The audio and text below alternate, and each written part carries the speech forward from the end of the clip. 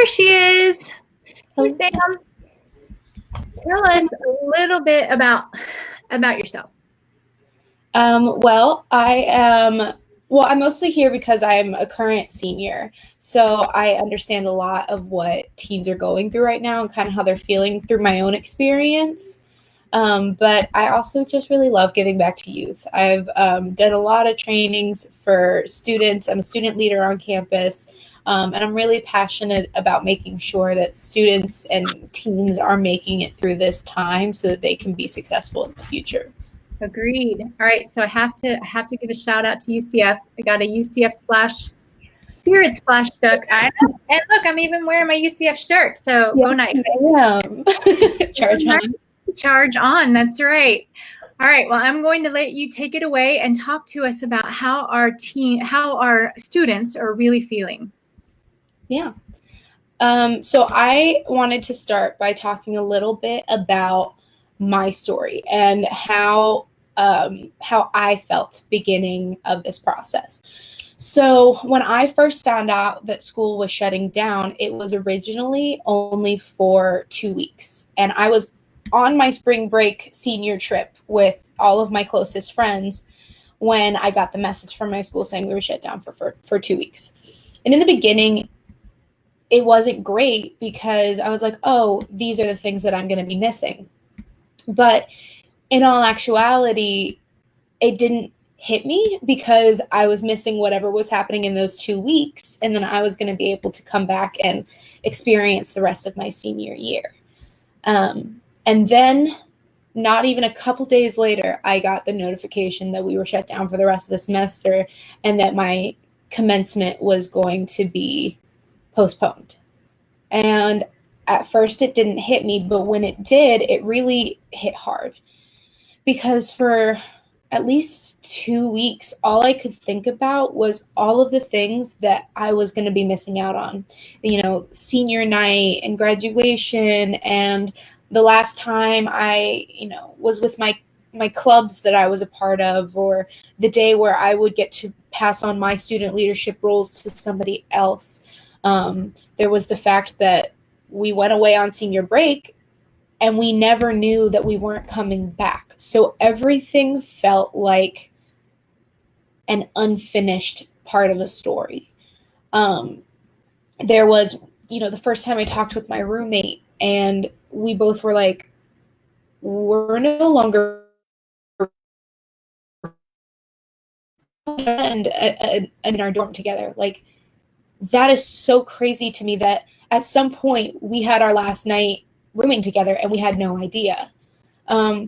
So for a while, all I could think about was all of the multi-million things that I was going to be missing out on over the next couple months that I was supposed to be enjoying because it was my senior semester, my graduation. And it was rough. And so the first thing that I want to say, and probably my main point, is that this is not your student having a fear of missing out. This is not them saying, oh, I wish I could be hanging out with my friends, or I wish I could be doing this. This is a form of grieving almost, because all of these once in a lifetime experiences that they were going to have, they are now not going to have.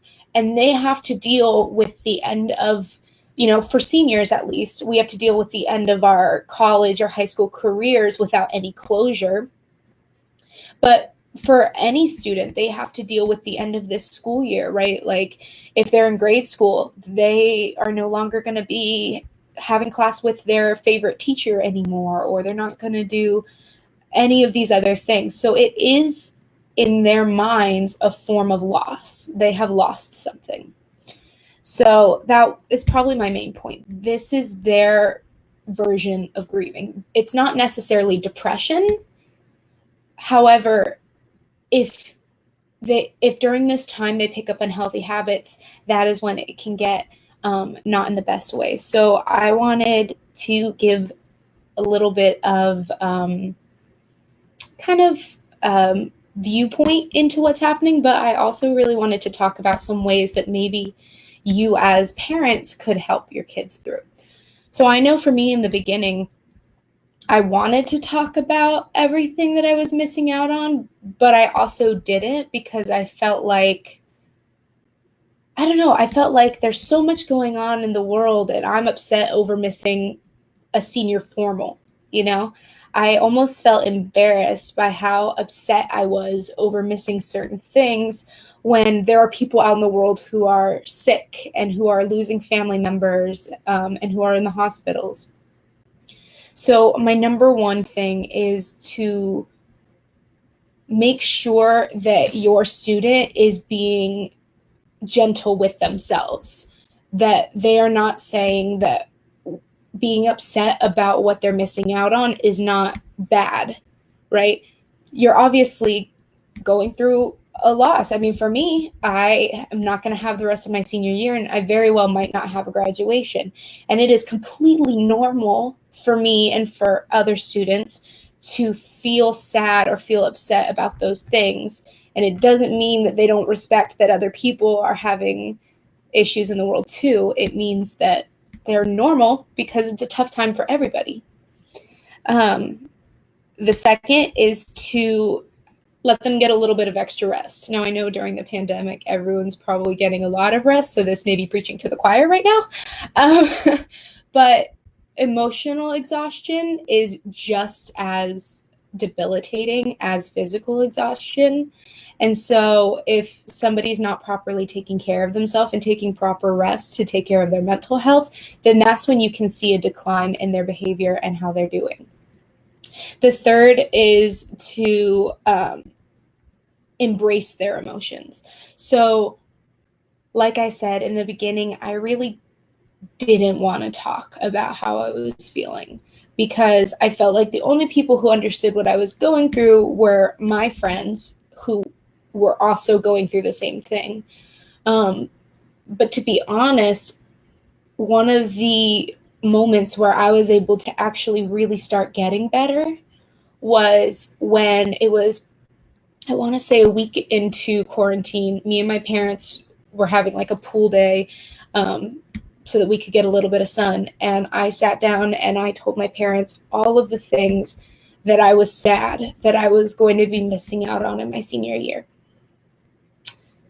And just talking to them and having them listen to me, and they weren't trying to fix the issue because, to be honest, you can do cute little commencement ceremonies in your house and all of this stuff, but you can't fix what's happening right now. All you can do is be there.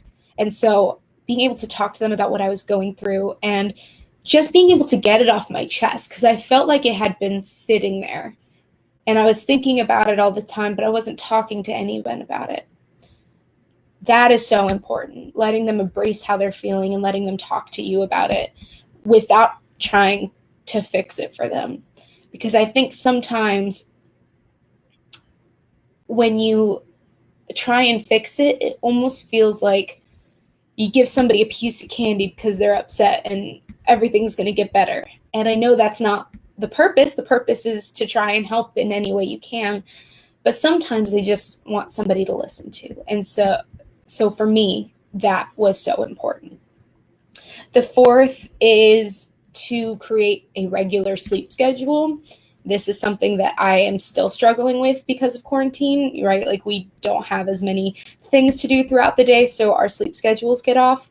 This is something that I asked my mom to help me with, and she has been helping me with, right? I can set a million alarms, but if I don't have somebody to be like, hey, you said you were going to get up at this time and you didn't, it's almost like an accountability partner, right? Don't set their sleep schedule for them, but let them know, hey, what time do you want to be up during the day? For me, it was 10 o'clock, and I know most people probably wake up before that, and I'm feeling judged, but but for me, I told my mom, I was like, I want to be up at 10. I'm tired of sleeping until noon every day. And so she has been helping me with that because it's a struggle when you don't have something to get to make sure that you are having a constant sleep schedule. And that will help their overall mental health as well. 5 is to move around, go for walks, go in the pool. also try and find stuff that's more fun, right? So board games and all of that are fun, but there are so many resources online that will show fun stuff that you can do in your house for exercise that's not just let's go for a walk or let's go for a run.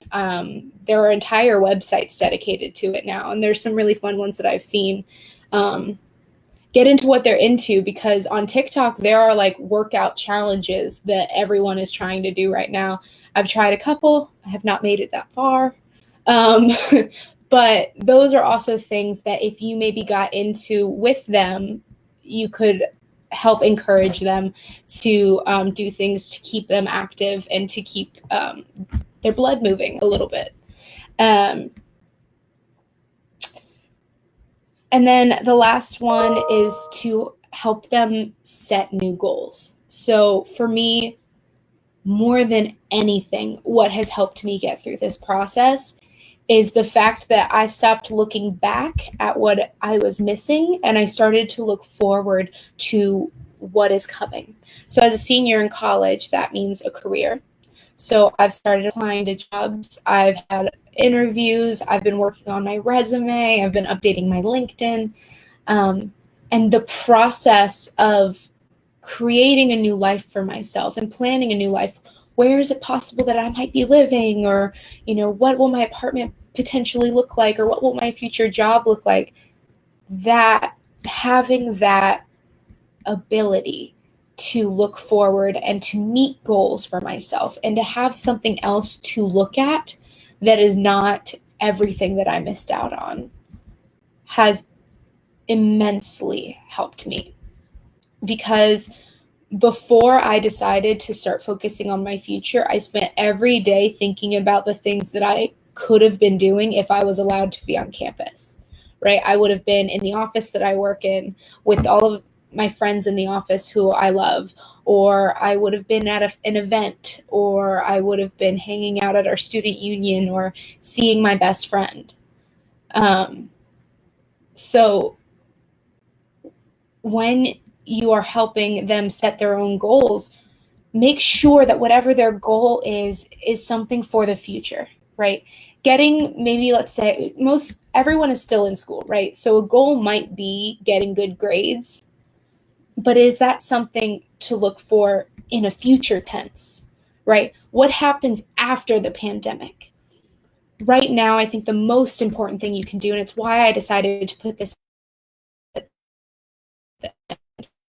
one of the most important, is get them future focused.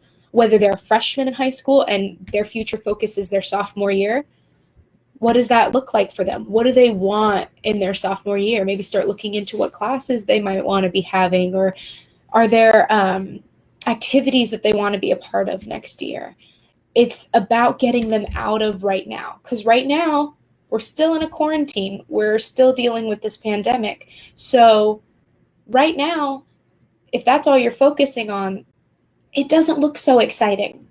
But if you think about 2 or 3 years, 2 or 3 months from now, what could you be doing to potentially make that future better? I think that is the most important thing that any parent can focus on, is future. Try and get them out of that mindset a little bit. So, and other than that, the only other thing that I really wanted to say is try not to make it about you. Sometimes when somebody's dealing with something, it's really easy to say, well, I understand how you're feeling because I'm dealing with this, and this too. I would say know your time and your place. Me and my mom have very candid conversations about what we both are experiencing because of this quarantine and things that are hard for us. But she also understands that if I'm talking to her about something that I'm really upset about and really sad about, that is her time to listen to me and what I'm going through, and not so much her time to talk about what she's going through. So know the difference. I know sometimes it's really difficult, but those are the things that I would say to help move forward. I think they're all good. They're all very good. And, you know, I have to say, I have to mention that your father is online and he just said, well, I have a dog. I see that in your future. Y'all, there is a conspiracy in my house Part of right the now future to get a plan. puppy for her. So, yeah, we're not going to go Supposed to help you cope. That is part of the future plan. That is not one of your items that you listed to get somebody a puppy. So, future. It says all right. Future. We have gone down a really bad path. So, anyway, I want to thank you, Sam, for being so honest about how you're feeling and give some tips about, you know, maybe how parents can look at and how they can help. I will say, when you first came home, I asked you, what do you need from me? What do you need from me? And she's like, you can't fix this. You can't fix this. And so I think that was a really good point to just take your cues from your kid and, you know, don't try to fix it, but because there's nothing you can do to fix it. So, sometimes when they try to fix it, as much as you appreciate it, it makes you either end up more sad or it makes you frustrated because it feels like, okay, well, these are my best options and I don't like any of them. Right. Yeah. Right. Really good stuff. All right. Thank you for being here. We are about to go into the backstage so we can ask Sam some more questions, find out a little bit more about her and about what she's doing next. And if you do not have your VIP pass yet, you can still jump in and get it. theduckwrangler.com/wakeupvip. Go on out there, register, and we will send you the information on how to get backstage and see not just Samantha's question and answer session, but all the speakers' question and answers. So no, you will not be voting on a dog back there, Sean Brantley.